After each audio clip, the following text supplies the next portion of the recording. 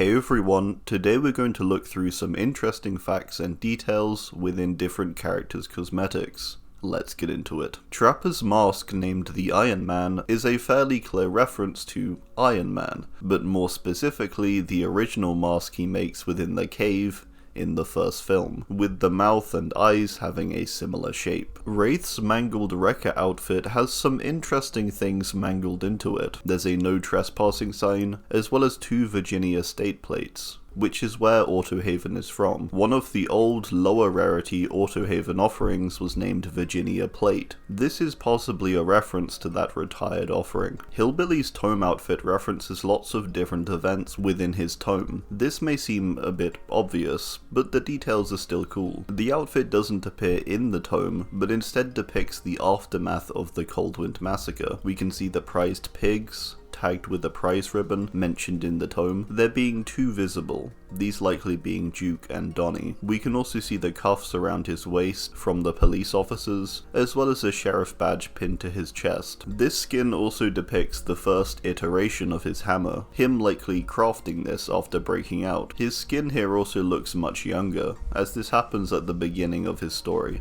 Nurse's bag over her head may simply be down to her face being burnt from the Crotus Pren fire, however it could also very likely be a result of her sensitivity to light, and greater sensitivity over other characters. She and Wraith are both vulnerable to light burn. If a flashlight shines on her while she uses her power, she is unable to blink. Even in outfits where the face is exposed and not burnt, her eyes are always covered, likely to reduce the incoming pain or damage from the beams.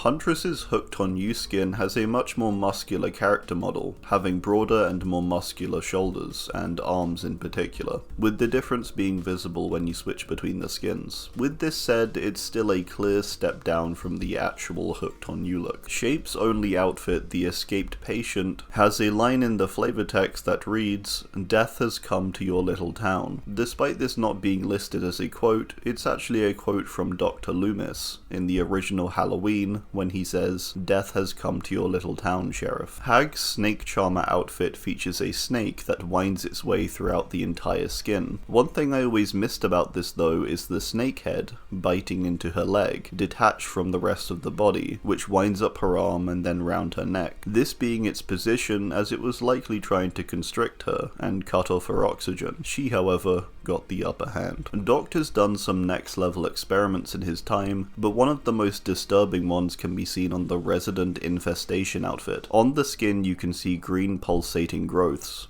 However, when you read into the flavor text, you learn that these are actually bug eggs hatching beneath his skin, pulsating likely because they're about to hatch. Bubba's outfits are all references to different points within the original Texas Chainsaw Massacre film. Old Lady Bubba can be seen when the Sawyer family members return to the house. The Pretty Woman outfit is visible in the dinner scene. Nightmare.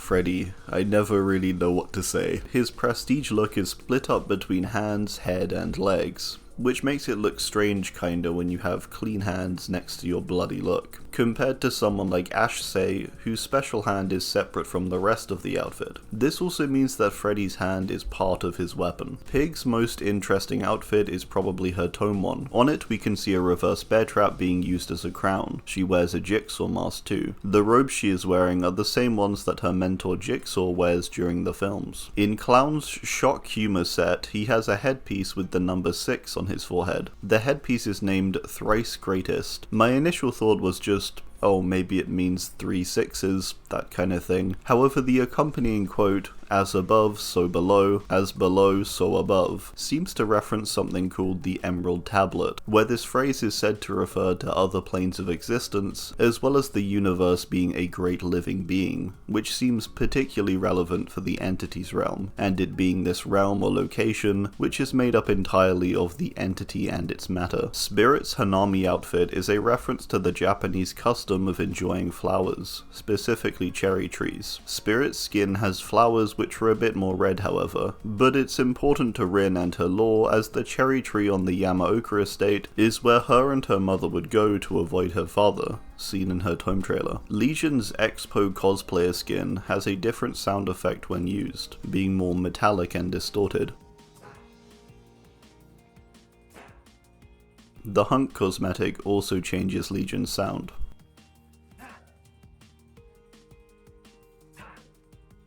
Plague's Maiden God outfit depicts Adiris prior to the events of her base lore. This is represented with the far less distorted Plague look than usual, with her barely even looking infected. Despite all this, she is still missing a toe on this cosmetic, a thing that happens after her Tome lore. Ghostface's Wassup mask is something I thought I'd mention. This mask is of course a reference to the Scream parody Scary Movie, and the scene where Ghostface calls a victim, and when one of their friends arrive, they all start saying, "What's up?"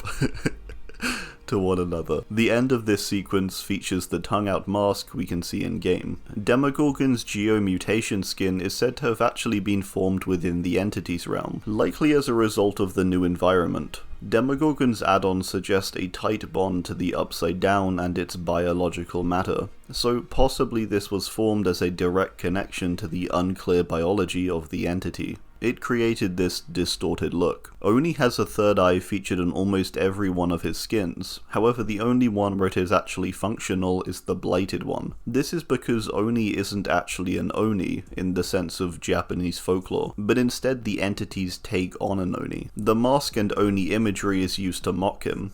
I guess with the Blight and its mutating ability, a third eye has literally grown on this cosmetic, as well as a pair of actual horns. Deathslinger's Twilight Swarm cosmetic details in the flavor text that there was rumors he could hit a target from 100 yards in the dead of night. 100 yards is around 90 meters. However, his rifle in game can only fire 18 meters. I just kinda like this overblown legend of his character compared to the truth. In both his blighted and corrupted outfits, Executioner appears to be wrapped in the same barbed wire that is visible on the screen when you become tormented as a survivor. Blight's William Birkin outfit has new voice lines included. Interestingly, they are currently glitched at the moment with the subtitles, so you'll sometimes see a regular Blight running around saying things like, "Help me." In Twin's green rarity outfits, a small coffin is featured, said to be Victor's after he died. We can interestingly also see what looks to be an incense burner hanging beneath, much like the one we see Plague carry, likely used to cover the smell. Trickster's Crescendo Tome outfit always felt a bit off, with it appearing with a golden mask in the trailer, but not featuring this mask in the Rift skin. The headpiece didn't match the rest of the set at all really. The mask was then later released as a Twitch Prime drop, and now the set can finally be complete. Nemesis only has his Blight skin, but it's still got some interesting details, such as the eye within the shoulder, this being a common recurring theme in Resident Evil Mutations, as seen on other characters in-game like Birkin. In the flavor text, we can read that the Blight actually combined with the Any Alpha parasite, and together they caused kind of a combination of the two different kinds of mutations, which is quite cool. Cenobite's The Hell Priest outfit is actually completely original. The dev stated that Pinhead doesn't really have different outfits in the films, and so the license holders gave them permission to create their own outfit for him. The cosmetic also changes his hook and chain, the original one being visible on the back of the cosmetic, as it's no longer in use, which I probably can't show unfortunately. Artist's community-made outfit features crow skulls both on the headpiece and also on the shoulders. This outfit also appears to be made from the base outfit, having an adapted version of the original dress. Sadako has a different character shown when she uses her weapon regularly and when you're using her prestige weapon. The base version and prestige version both say curse, just with different colours. However, the Rotten Remains outfit has this character, which I got a few translations for when I tried it myself, with it saying hatred, but according to the wiki it means resentment. Dredge's Twisted Plaything outfit is a result of Dredge's flesh decaying,